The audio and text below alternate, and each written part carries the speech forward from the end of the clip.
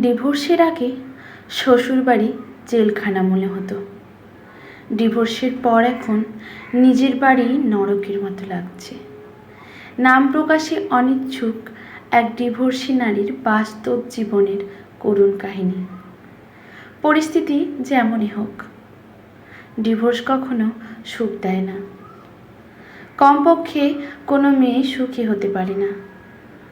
জানি না আমি কেন লিখছি। হয়তো এজন্য, কারণ আমি চাই আর কেউ আমার মতো ভুল না করুক।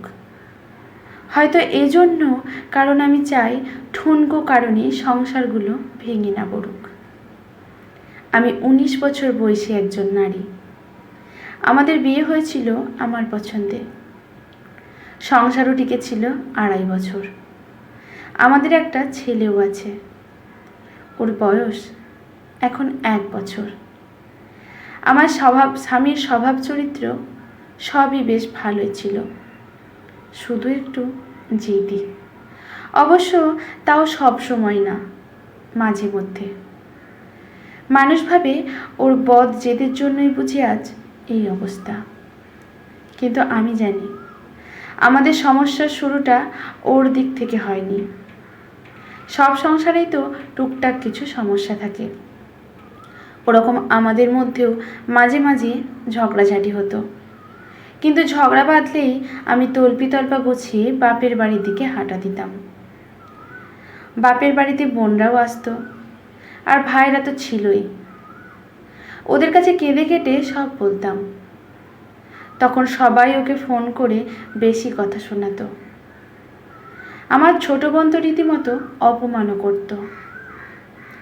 আমার কাছেও মনে হতো ঠিকই আছে, কত বড় সাহস আমার সাথে লাগতে আসে, আমাকে নিজের মতো চালাতে চায়।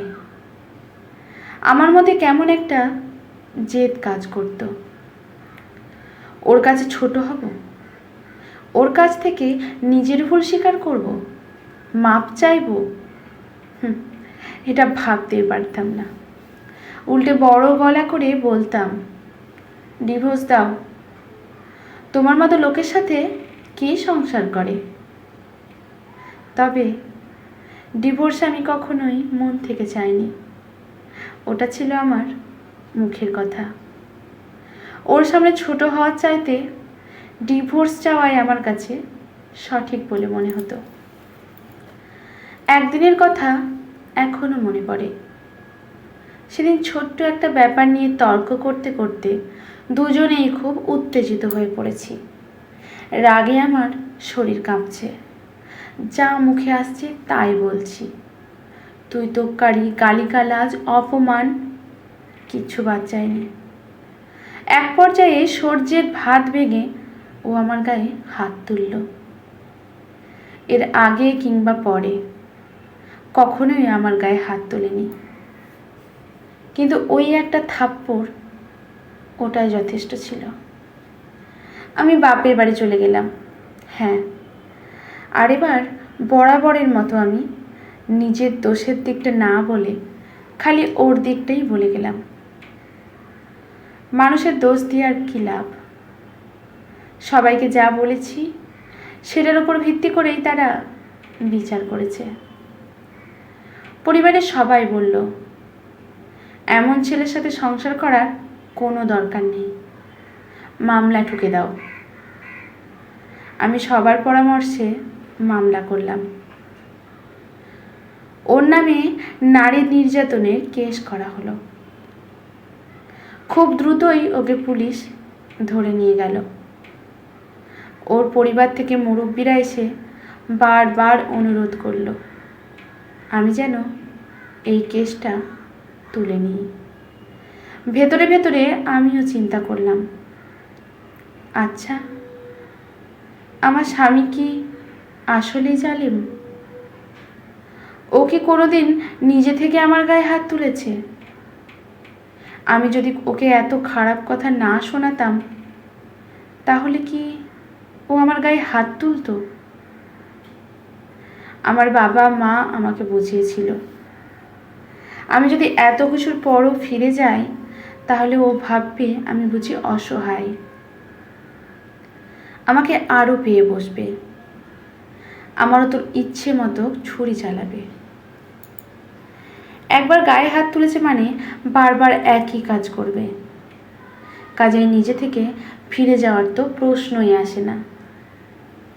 কিন্তু আমার মনের ভেতর কে যেন চিৎকার করে বলল, ও তো এমন লোক নয়। তবে ও যেদিন আমার গায়ে হাত তুলেছিল সেদিনই হাত জোর করে আমার কাছে মাপ চেয়েছিল। এসব ভেবে ভেবে আমি মামলা তুলে নিলাম, তবে ওর কাছে ফেরত গেলাম না। কিছুদিন পর দুই পরিবার থেকে বিচার সালিশ হলো। সবার কাছে ও দোষী প্রমাণিত হলো। সবাই ওকে নানা কথা বোঝালো, উপদেশ দিল। তারপর আবার সংসার শুরু করলাম। এর পরের কয়েক মাস ভালোই চলছিল, কিন্তু হুট করে আবার কি একটা নিয়ে আমাদের ঝগড়া বেঁধে গেল। ব্যাস, কাপড় চোপড় গুছিয়ে আবার আমি বাপের বাড়ি গিয়ে উঠলাম। এর মধ্যে শুনলাম ও নাকি খুব অসুস্থ। আমি বাসায় ফিরতে চাইলে আমার পরিবার বলল, এভাবে একটা ঝগড়ার পর একা একা ফিরলে সেটা ভালো দেখায় না। আর আমার বোনদের কথা ছিল, ওসব অসুস্থ টসুস্থ কিছু না, সবই বাহানা।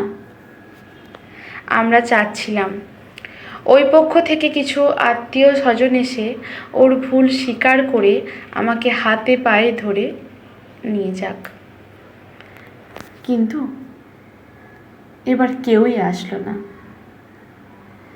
এরও কিছুদিন পর ও আমাকে ডিভোর্স লেটার পাঠালো। ডিভোর্স লেটার দেখে আমাদের পরিবারের সবাই খুব ক্ষেপে গেল। কত বড় সাহস, মেয়েকে এত কষ্টে রেখেছে, তার ওপর ডিভোর্স লেটার পাঠায়। সবার কথাই আমার কাছেও মনে হলো, ঠিকই তো, কত বড় সাহস, আমাকে ডিভোর্স দিতে চায়। ওই সব ভুলগুলো চোখের ওপর ভাসতে লাগলো।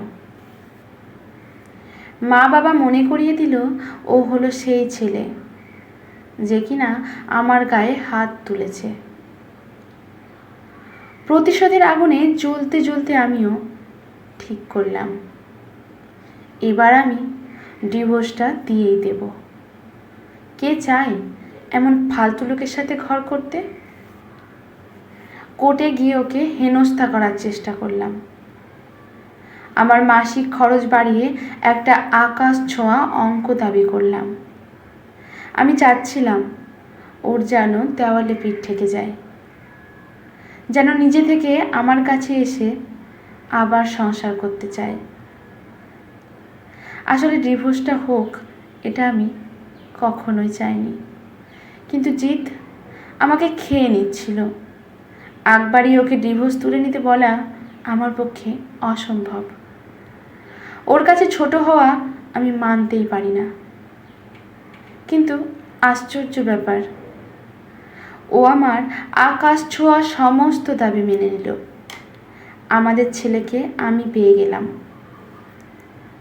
ভরণ পোষণ, মাসিক খরচ, ওর সম্পত্তি সব।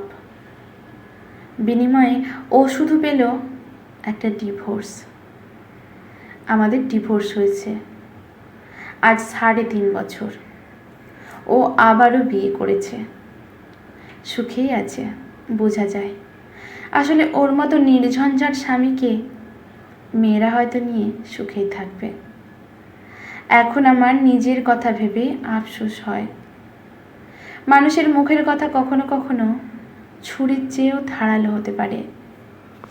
ও আমাকে একবার থাপ্পড় মেরেছিল ঠিকই, কিন্তু আমি কথার তীরে ওকে ছিন্ন ভিন্ন করে ফেলতাম। শারীরিক নির্যাতন করিনি সত্যি, কিন্তু মানসিক কষ্ট দিতাম। এসব কথা আমার মা বাবাকে কখনোই বলা হয়নি।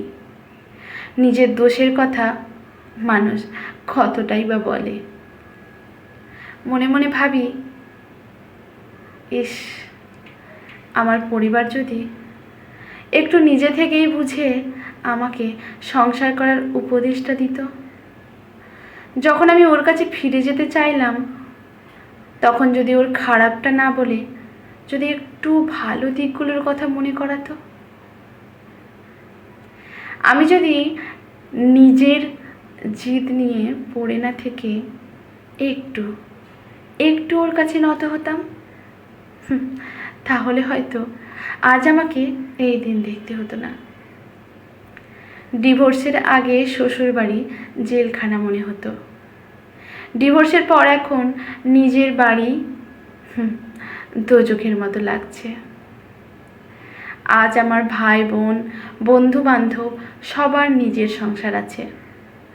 যারা ডিভোর্সে উৎসাহ দিয়েছে সবাই সংসার নিয়ে ব্যস্ত, কিন্তু ছোট্ট ভুলে সব শেষ হয়ে গেছে। ধুকে ধুকে মরছি, তাই দোয়া করি আর কারোর সাথে যেন এমন না হয়। বোনদের প্রতি এইটুকু অনুরোধ করব, স্ত্রী কখনো স্বামীর কাছে বড় না, স্বামীর কাছে সব সময় নিজেকে ছোট ও বিনয়ী হিসেবে উপস্থাপন করলে আপনি শুধু স্বামী নয়, পরিবার, সমাজ সবার কাছ থেকে আপনি শ্রেষ্ঠ বন্ধু। স্বামীর ভালোবাসায় আপনার জীবনটা ধন্য হবে। আজকের এই লেখাটি সংগৃহীত। লেখাটি ভালো লাগলে লাইক, শেয়ার, কমেন্ট করে পাশে থাকবেন।